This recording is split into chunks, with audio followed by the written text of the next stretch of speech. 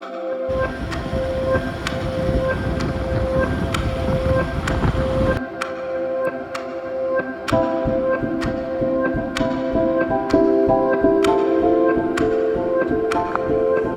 ನೋಡ್ರಿ, ಇಲ್ಲಿ ಹಂಗೆ ಲ್ಯಾಂಡ್ ಸ್ಲೈಡ್ ಆಗೈತೆ, ಅದನ್ನು ಕ್ಲೀನ್ ಮಾಡ್ತಾವ್ರೆ. ಅದನ್ನ ಕ್ಲೀನ್ ಮಾಡಿ ಕ್ಲಿಯರ್ ಮಾಡಲಿಕ್ಕೆ ಆಲ್ಮೋಸ್ಟ್ 1 ಅವರ್ ಹಿಡಿಯುತ್ತೆ.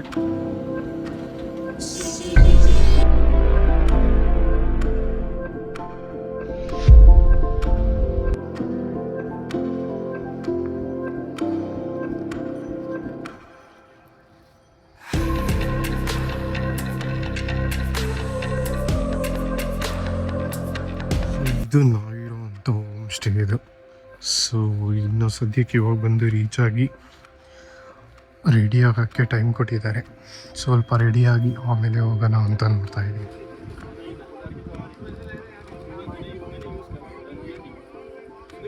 So motivation of the day ಏನಂದರೆ, ನುಗ್ಗಿ ನಡೆ ಮುಂದೆ, ನುಗ್ಗಿ ನಡೆ ಮುಂದೆ, ಪೋಲೋ ಭಾರತ್ ಮಾತಾಕಿ ಜೈ. ಒಂದು 50 ಹೆಜ್ಜೆ ಇಕ್ಕಿದ್ರೂ ಇವ್ರು ಬರ್ತಾರ ಇಲ್ಲ ಅಂತ ಹಿಂದೆ ಬೇರೆ ತಿರುಗಿ ನೋಡಬೇಕು. ಸೊ ತಿರುಗಿ ನೋಡಿ ಕತ್ನೋ ಬಂತು, ಬೆನ್ನೋ ಬಂತು, ಒಟ್ಟಿನಾಗ ಉದ್ಧಾರ ಆಗಲ್ಲ. ಸೊ ಅಲ್ಲಿ ಶಿವನ್ ಟೆಂಪಲ್ ಕಾಣಿಸ್ತಿದೆಯಲ್ಲ, ಸೊ ಅಲ್ಲಿಂದ ನಾವು ಇಷ್ಟು ಮೇಲೆ ಬಂದಿದ್ದೀವಿ. ಸೊ ಟೋಟಲ್ ಆಗಿ 5 ಕಿಲೋಮೀಟರ್ಸ್ ಕಂಪ್ಲೀಟ್ ಮಾಡಿದ್ದೀನಿ. ಸೊ ಮೇಲೆ ಹೋಗಬೇಕು.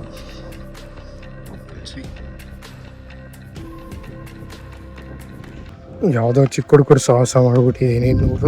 100 ಹೆಜ್ಜೆ ಹಾಕಿದ್ರು ಅಮ್ಮ ಅಯ್ಯೋ ಅಪ್ಪ ಅಂತ ಅವ್ರೆ. ಸೊ ಅವರೆಲ್ಲ ಅಲ್ಲಿ ಕ್ಯಾಂಪಿಂಗ್ ಹಾಕಿದ್ದಾರೆ.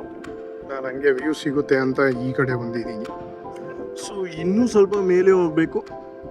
1-2 ಕಿಲೋಮೀಟರ್ಸ್ ಇದೆ. ಅದಾದಮೇಲೆ ಹಿಮಾಲಯನ್ ರೇಂಜಸ್ ಕಾಣಿಸುತ್ತೆ. ಅಲ್ಲಿಂದ ಆಟ ಶುರು. ಇವರು ಜೊತೆಯಲ್ಲಿ ಕರ್ಕೊಂಡು ಹೋದಂಗೆ ನಂದಾರಿ ನಂದು ಅಂತ ನಾನು ನೋಡ್ತಾ ಇದ್ದೀನಿ. Hi friends.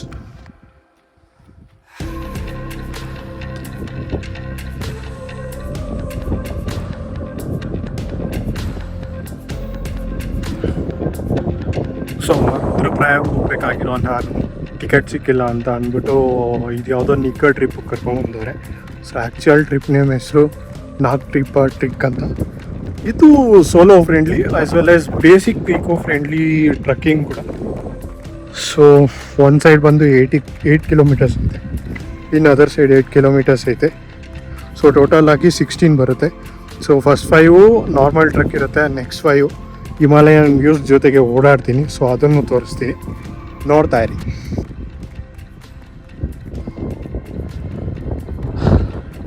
ಸೊ ಹಂಗೂ ಹಿಂಗೂ ಸಾಧನೆ ಮಾಡಿ ಕ್ಯಾಂಪ್ ಹತ್ರ ಬಂದ್ಬಿಟ್ಟಿದ್ದೀವಿ. ನೋಡಿ ಅಲ್ಲಿ ಕಾಣಿಸ್ತಿದೆಯಲ್ಲ, ಅದೇ ನಮ್ಮ ಕ್ಯಾಂಪು.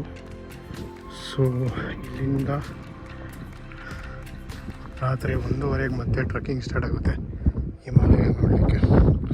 ಸೊ ನೋಡಿ ಅಲ್ಲಿ ವಿಲೇಜ್ ಕಾಣಿಸ್ತಿದೆಯಲ್ಲ, ಆ ವಿಲೇಜಿಂದ ಇಲ್ಲಿಯ ತನಕ. ಸೊ ಆ್ಯಕ್ಚುಲಾಗಿ ಹೇಳ್ಬೇಕಂದ್ರೆ ಆ ಬೆಟ್ಟ ಹಿಂದಿಯಿಂದ ಬರಬೇಕು. ಸೊ ಫಸ್ಟ್ ಚೆಕಪ್ ಪಾಯಿಂಟ್ ಅದಿರುತ್ತೆ, ನೆಕ್ಸ್ಟ್ ಚೆಕ್ ಪಾಯಿಂಟ್ ಇದಿರುತ್ತೆ.